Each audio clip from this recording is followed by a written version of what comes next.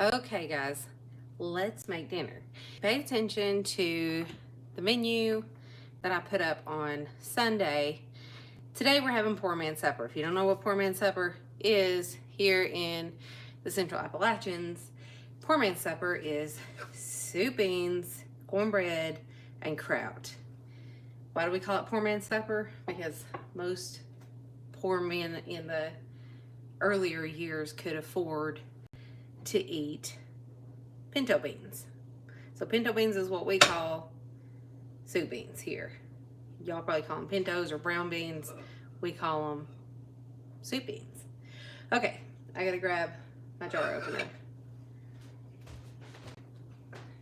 So to my pot, I have bacon from this morning.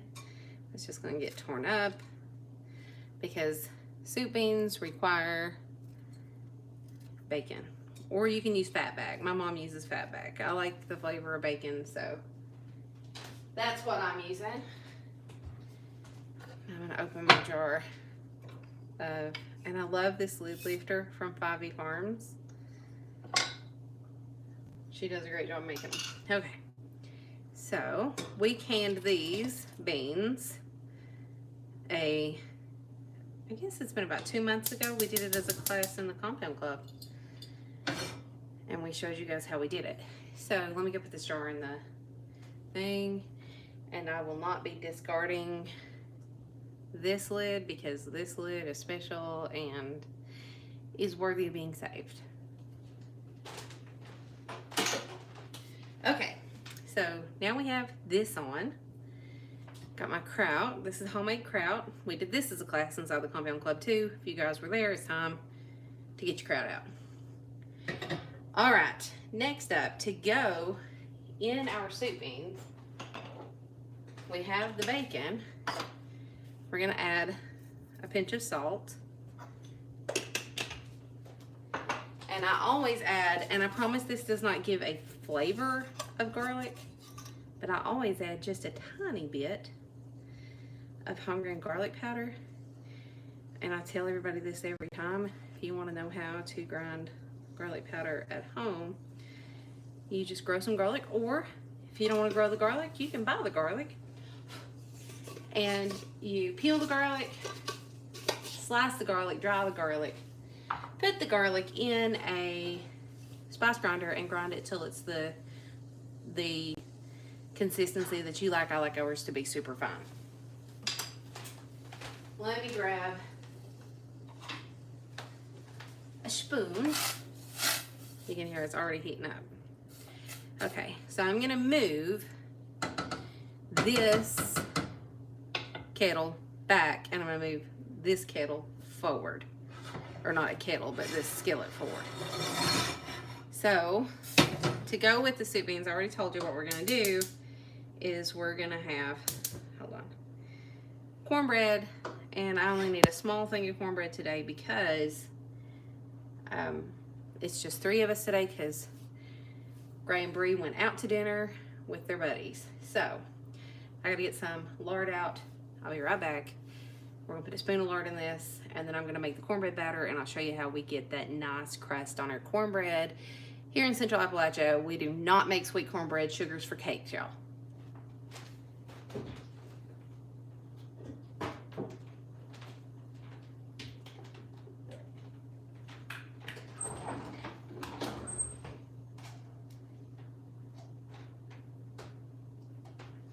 Also, I always get asked this all the time too.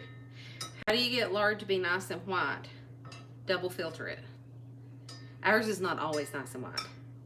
Sometimes ours is like more of a beigey color, but when we take the time and we truly put in the effort to like double filter it, use a milk filter, you'll get like snow white lard every single time, guys.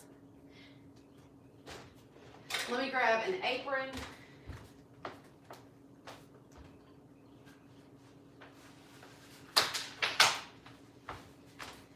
Because your homegirl ain't trying to get dirty.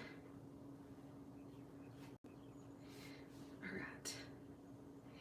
Now, I'm going to grab a I'm gonna turn this down on low for just a minute. I'm gonna set the kraut over here, and I'm gonna grab my bowl. And I'll tell you how much I put in because I don't usually measure this, but today I'm gonna use a measuring cup so that I can tell you guys how much of each thing I put in for this small skillet. And if you can see, this small skillet is literally just a little bit bigger than my hand.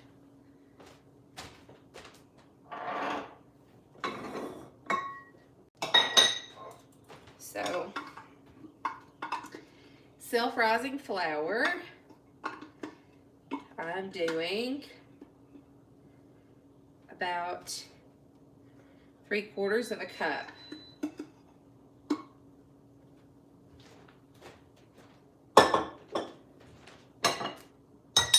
And to that, I'm gonna add cornmeal, 3/4 of a cup. And to that, and I'll bring it over there and let you guys see it in just a second. I'm gonna start measuring out buttermilk, and that way I can tell you exactly how much buttermilk I'm putting in it. Also, I'm gonna add a generous pinch of salt. Let me see if I can turn you guys so you can see.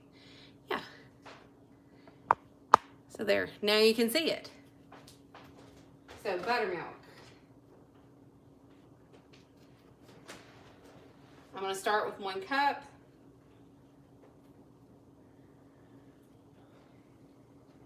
If you don't have buttermilk, you can use sour cream and add sweet milk. Sweet milk is just regular milk. Everybody asks me that every time I say the word.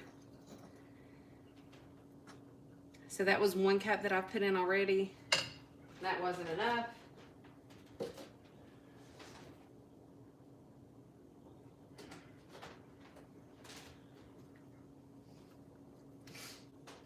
And that won't be quite enough either. Give me just a minute, I'm gonna put another half cup in. So this will turn out to be 2 cups of buttermilk. And like I said, if you don't have buttermilk, you can add sour cream and sweet milk. And I'm going to show you the consistency that you're looking for. Also, I always show this. Let me grab another one. Everybody asks me about this whisk every single time. This is a Rada whisk. I love my Rada whisk. You can use it for cake batter. You can take this spring off now. You got a dough hook. I don't believe in buying 50 Blue Million different gadgets for a kitchen. I want 1 or 2 gadgets that do everything I need them to do. And I'm not easily influenced, so I don't have a Danish whisk. I have this. My grandmother got my first one for me, and then since then I've bought a couple more. You got the hiccups, Pinky babe?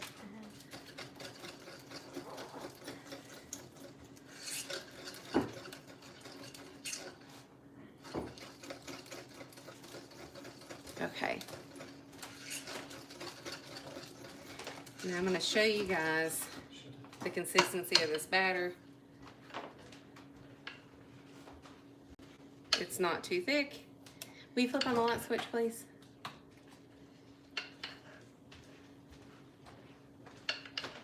It's a little thicker than pancake batter, but it's definitely not doughy or super thick. Okay, now I'm going to turn the heat back up on my cast iron. I always use my hand to tell how hot things are. Let me turn you back down to where you can see. I have 2 phones going in case you wonder why you're seeing so many phones. One is doing YouTube Live and the other is doing Instagram Live. I've got the heat turned back up to 5.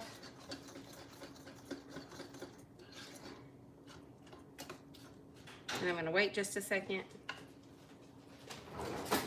Then, when I think it's right, I'm gonna test it. How do I test it?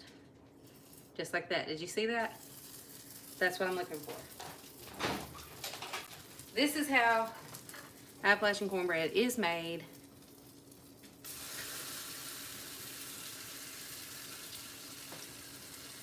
And this is why we get that nice crust that you see me turn out. We also don't eat our cornbread directly out of cast iron. That's like a sin, y'all. Okay, now,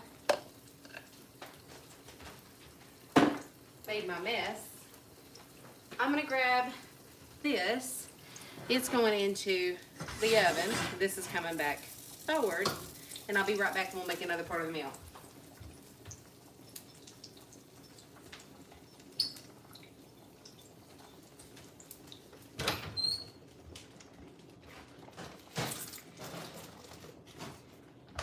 Okay, so that's in the oven on 400. Now we're back to cooking our beans.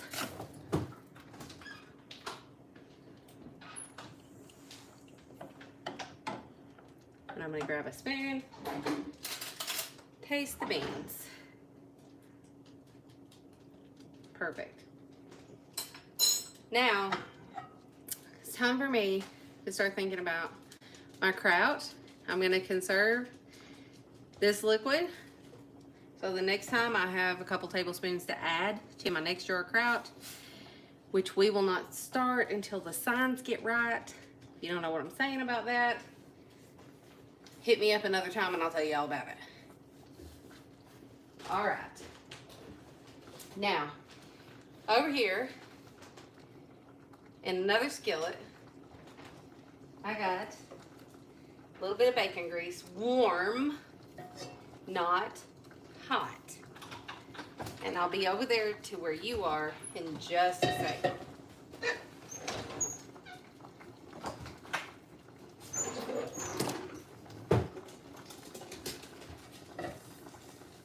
I gotta open my kraut.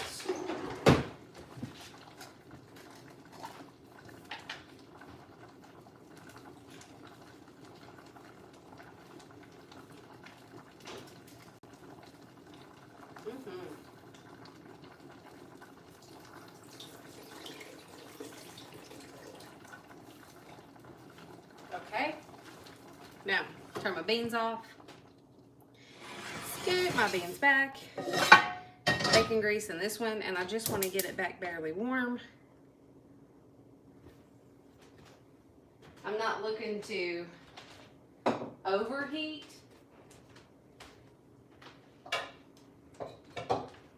but Mark does not like his kraut cold.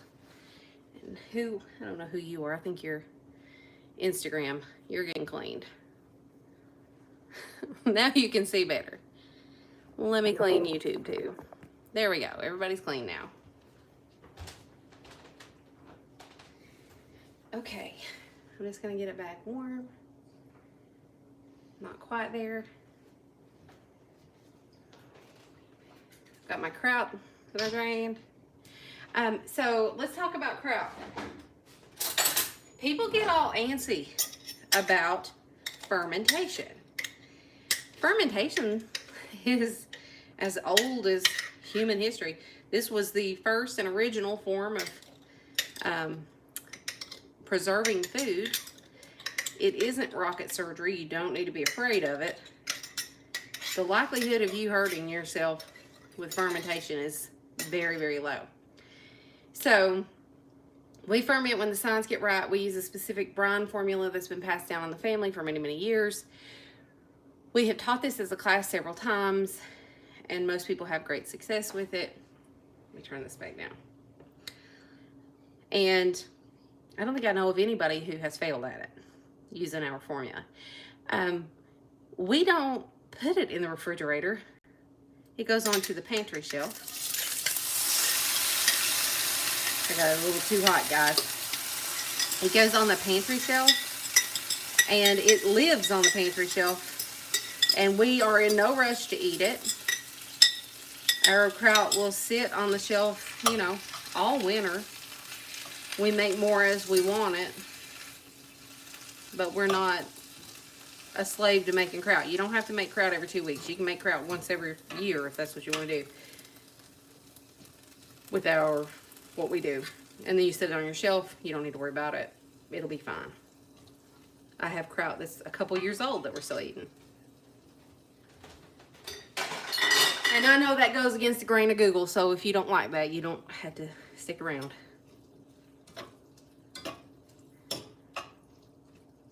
And certainly don't have to comment on it. Okay, so here is this. Heck yeah, that's so sour about you, y'all. Now we don't add salt to this. It's not salty. This is sour. So many people have asked me, is it normal for your kraut to just taste like salt? Not ours. Ours is so sour that it will like make your mouth pucker. It is so sour. If yours tastes just like salt, either a couple things have happened. You've either started it on the wrong side and it didn't ferment. You've used the wrong kind of brine and it didn't ferment. Or it hasn't sit long enough. It's always one of those three things. It's never anything else. It's never anything else. Okay, so I've turned this off now because I was just warming it. I got the skillet a little too hot. Let me go check on the cornbread. So the cornbread I popped into an oven at 400 degrees, and it usually takes about 20 or so minutes. But I gotta go look at it to make sure it's not burning because I'm using my small oven in the walk-in pantry instead of my oven right here. If you have any questions, drop them in the comments and I will scroll back up the comments of both YouTube and Instagram as soon as I'm back from looking at the cornbread.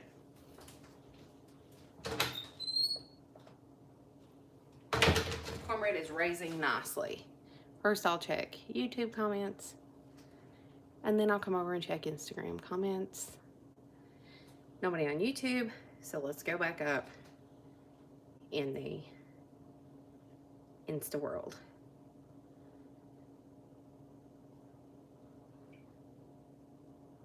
Hi from Virginia, Shelly. I see Shelly said hi from Boston. And let me make sure here. We'll talk about gardens. I don't like red beans. Those are not red beans. Those are brown beans. Red beans are kidney beans. You can switch them for whatever you like, but it won't be poor man's supper. But again, those are not red beans. Red beans are kidney beans. If you're not familiar with those are the ones that go in chili beans. We don't, in the South, we don't eat beans on our hot dogs. We eat beans in chili soup. Pinto beans are soup beans, and they are eaten cooked on a ham hock or bacon or with fatback. But they are brown beans, not red.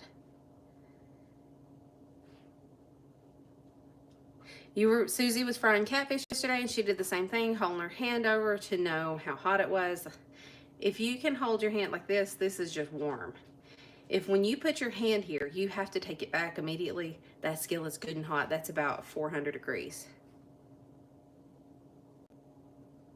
And I did teach that in stories one day, and I think I saved it as a highlight, how to use a grill or a skillet this way. It is good. You're using cannelloni beans? Those sound good. How do you make your own self-rising flour? I am from on the border of Tennessee. And down here, we have White Lily. White Lily is actually manufactured over in Knoxville, not far from us. We use their local flour, White Lily. So no, I don't make mine. You don't need chocolate cake, but you do need kraut. Honey, she made that chocolate cake. I'll have to show it to you. It's done half gone. She made it as a poke cake and put the icing in hot. And it was like a hot fudge cake. It was so daggone good. I ate one piece, but as you can see, somebody else found it. You made kraut with me last time in Compound Club. It came out so salty you threw it out. You didn't know you could rinse it. No, I'm not sure what you've done. You must have not let it sit as many days as you were supposed to. No, she made it when we made it. Or was your cabbage old? We use, you know, cabbage that we've kept here, that we grew here and we kept here. Okay. All right. So I've got all the questions and comments there. Let me make sure I don't miss anybody over on YouTube.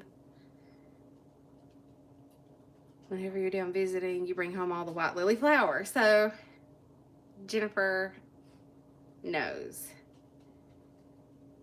Set longer. Okay, so it set longer than the prescribed. Ours sits longer all the time and it's fine. In fact, this is like about 6 months old. So something went wrong with maybe the kind of salt or the age of the cabbage. I don't know what may have been different about yours.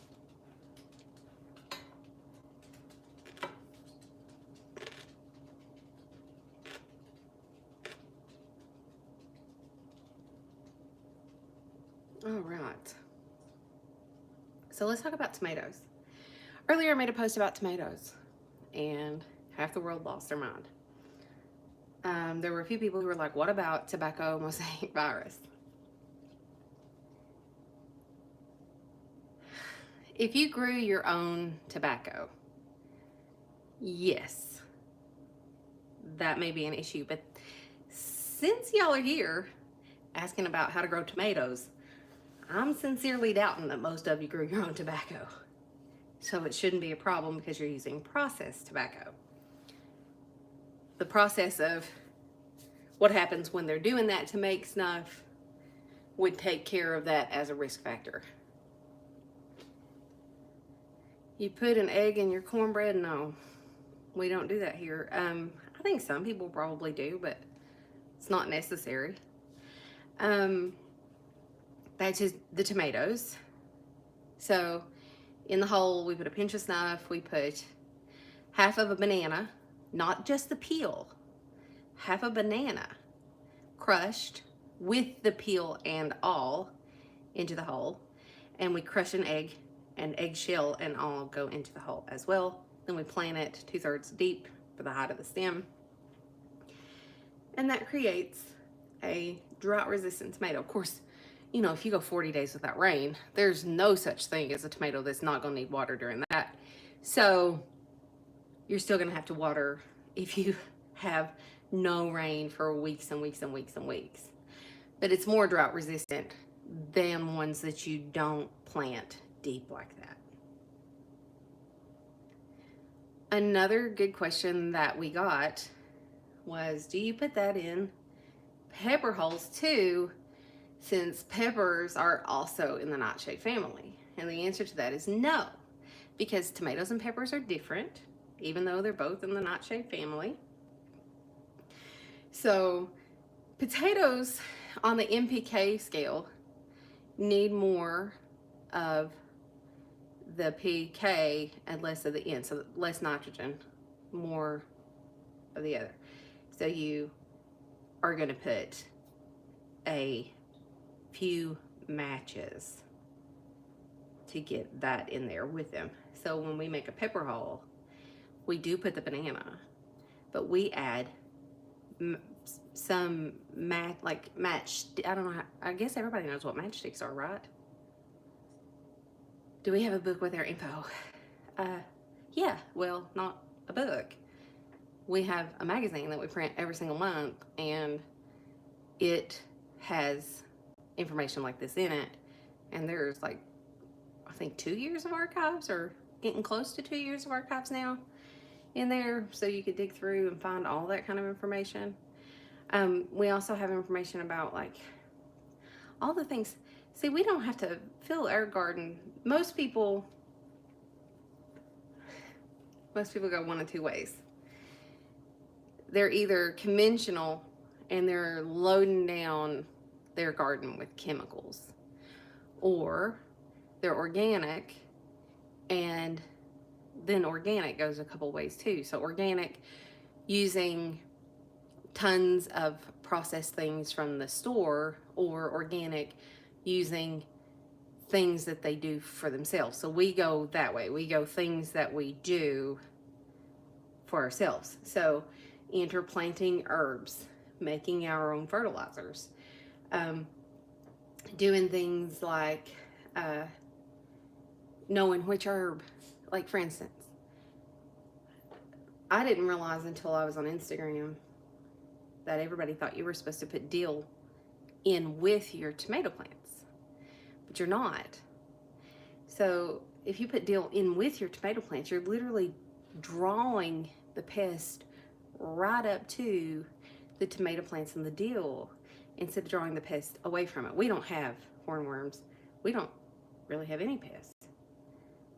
We don't even have deer that come and eat. We have a whole herd of deer that live in the woods behind our house, but they don't come and bother our stuff because we take steps towards interfering with that all year round. So the number one thing we do in the fall and the spring for pests like beetles and not nightcrawler worms, but like caterpillars and things like that, is turn, burn, turn. So you turn the soil when the birds are migrating to the south in the fall a few times and let them feast on all of those caterpillars and bugs and things as they make their flight south. And then you burn a few times, turning in between each time. And then on their flight north, you do the same thing. So in March, you turn, burn, turn. You do that a few times.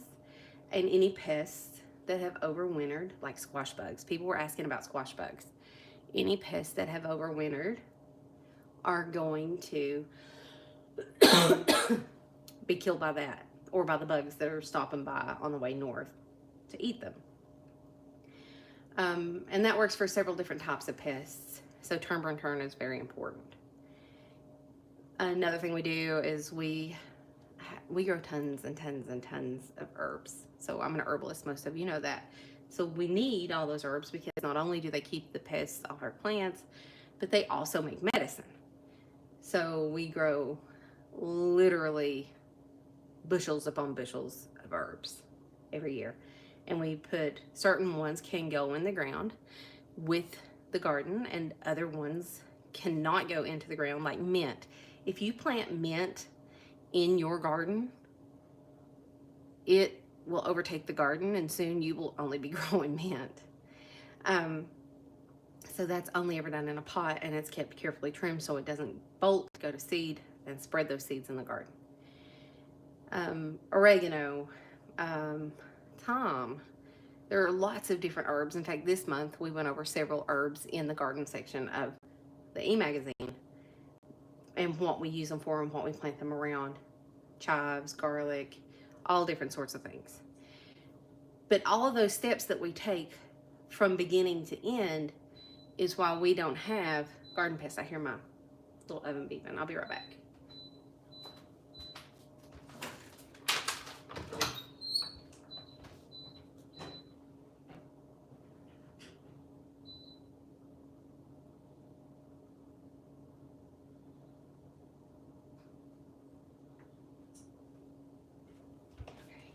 Looks like it could use just another few minutes. So all of those steps that we take all year long, and see, most people say in about September, October, for warmer climates, maybe November, oh, the garden's over. Well, that's actually the opposite of the truth, because the seed coming to seed, the seed is the beginning. So when it comes to seed in the fall, it's not reaching its end, it's actually coming back to its beginning. And then that seed is dried off and it's stored properly, and then it hits the soil again. And from the moment that the seed hits the soil and begins to germinate, and that's the end. So a lot of people have that backwards. But all of the things that we do all year round is why we don't have garden pests. And so we have, soil that we have been practicing these in rotation and all of the herbal things for, way more than 100 years. And so we have just literally learned across all those generations what works and how to keep garden pests from coming back. Same thing with like blight. Okay, somebody asked earlier in comments, why don't you compost your garden plants when they are finished? Well, the reason we don't compost our garden plants when they are finished, I'm going to turn this back on though, is because there are late season plant diseases that sometimes are in the plant, but they don't exhibit themselves before frost. Well, if they don't show up enough that you've taken notice, or if you look at them and you think, oh, that plant got frostbite or got hurt by the cold, you may compost that directly into your compost heap. Now your compost heap is entirely ruined and you cannot use it in any part of your garden because you will be actually adding plant disease or blight to your soil when you do. So rather than compost spent plants, we pull them, we lay them atop the garden, we let them come to dry, and then we add leaves and other things and we burn that, and then we turn that in. So once it's burned, being superheated kills plant disease and pests. That's not noodles, and it's not cabbage and noodles. This is kraut. So by turn and burn and turn, and the pests and the diseases, and that's why we do that. And you don't ever compost your spent plants, not even herbs. If you have herbs like catnip and they get frostbite and they lay down flat, still don't compost them. I hear my oven going off again. But that way you're not adding disease back to your soil, because so many people chop and drop and then they till it in because they think they're adding organic matter to their soil, and they are adding organic matter to the soil, but they're also potentially introducing or continuing to have disease in that soil because they've taken diseased plants and chopped and dropped them right there. How do you turn? No, I don't turn my garden by hand. I use the tiller. A lot of people get mad about that. The tiller is not the devil, okay? You can, huge 2,000 acre commercial farms growing one crop, not rotating, bad for the soil. It just is, and they have to add lots of things back. But, 20 acres, and then you're growing 5 acres of it, and then you're rotating the way you should rotate, and you're turning and adding back the carbon to the soil, and through the rotation you're creating a nitrogen cycle. You're actually not depleting the soil. You're replenishing it and then slowly draining it, and then you're replenishing it again. You're preventing pests through the rotation. You're preventing pests and adding back carbon through the turn, burn, turn. It doesn't have to be bad. Some people make it bad. Most people don't. Not people. Corporations often do. Cassie's here. Mallow Meadows Farms. Cassie, tell them how many generations y'all been tilling and your soil still grows just fine. And so many people have told you that you have to use a broad fork or you're bad, or you have to lasagna garden or you're bad, or you need to grow in raised bed gardens or you're bad. And that's just not true. That is completely wrong. In fact, as I said earlier in my post, gardens speak for themselves. I would put our harvests and harvest weights side by side to anybody on the internet that wants to. Guarantee you. And soil tests. Guarantee you our soil is healthier and we get yields that you guys could only imagine. Right. But people hear Cassie too. See, Cassie lives close to me. People here, Cassie, too, have always rotated, and they've always turn, burn, turn, and they've always taken all these additional steps and created the nitrogen cycle and built the soil health, because guess what? We depend on our soil. It literally keeps us alive. Be right back. I gotta go check my cornbread.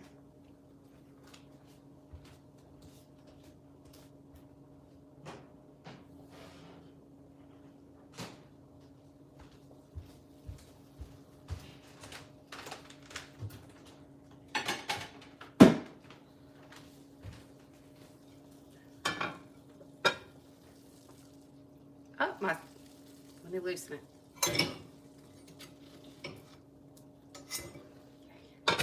There we go. Appalachian cornbread. Voila. And it didn't stick. It got hung on the side. Listen. This is what cornbread is supposed to sound like. If your cornbread's like cake, give our recipe a try. You won't be sorry. Now I'm going to plate up some poor man's supper. Oh, my po husband. Cake cornbread's good with barbecue. Yeah, Mark said cake cornbread's good with barbecue. No cuss sweetbread. I don't like But we don't sweetbread. eat it with beans.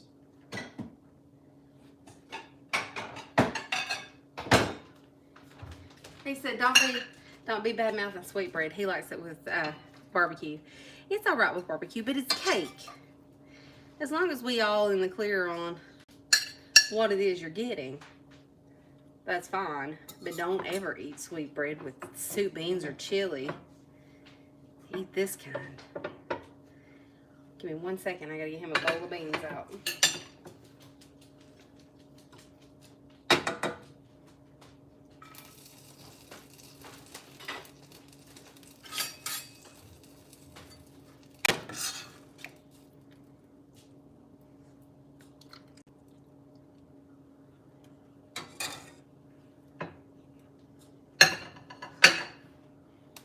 Alright, now it's time to cut that cornbread and put some butter on it. Listen to that crunch, y'all. That is cornbread.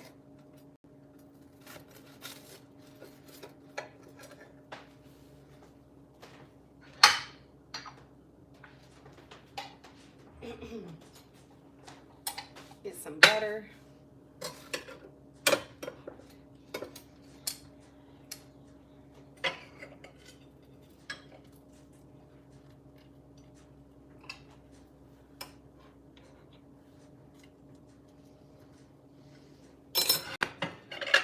And here is poor man's supper. Kraut, cornbread, soup beans with bacon, or you can do it on a ham hock, or with fatback, or whatever else that you like. Be sure to go over to YouTube and subscribe to our YouTube channel. We don't usually do this cooking live here on Instagram because Instagram generally acts really stupid about it. Cuts us off and loses the video. Our YouTube is https:// youtube.com/ the @ at the Appalachian Homestead. Be sure to follow us there. We may even start doing gardening school over there. All right, we will catch you guys on the flip side. I hope you have a great supper. Let us know if you try any of these recipes. We'll see ya.